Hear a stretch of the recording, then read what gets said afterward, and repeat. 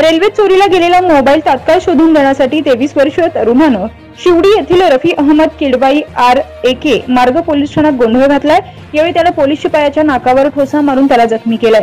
तसेच स्वतःचे डोके टेबलावर आपटून पोलिसांना त्या प्रकरणात अडकवण्याची धमकी दिली आहे। या प्रकरणी सरकारी कामात अडथळा निर्माण करणे, पोलिसांना जखमी करणे या कलमाअंतर्गत पोलिसांनी आरोपीला अटक केली आहे। जाहेद सलीम खान असं आरोपीचं नाव असून तो शिवडी क्रॉस रोड येथील रहिवासी आहे। खानने मारल्यामुळे पोलीस शिपाई स्वप्नील कातुरे यांच्या नाकाला फ्रॅक्चर झालाय। तसेच खानने टेबलवर डोके आपटल्याने तोही जखमी झालाय। दोघांनाही परळ येथील KM रुग्णालयात प्रथम उपचार देण्यात आलाय। तक्रारीनुसार खानचा मोबाईल रेल्वेत हरवला होता। त्याबाबत रेल्वेमध्ये त्याने तक्रार केली होती, पण त्यानंतरही मोबाईल न मिळाल्यामुळे तो स्थानिक RAK मार्ग पोलीस ठाण्यात आला।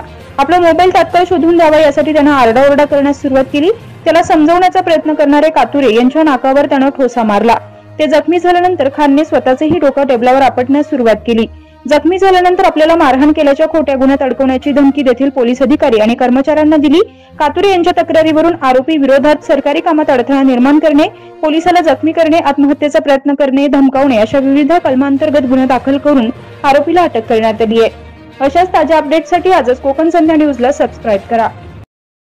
पनवेल, नवी मुंबई आणि रायगड जिल्ह्यातील ताज्या बातम्या आणि नवीन घडामोडी पाहण्यासाठी सबस्क्राईब करा कोकण संध्या न्यूज चॅनल आणि दाबा बेल आयकॉन।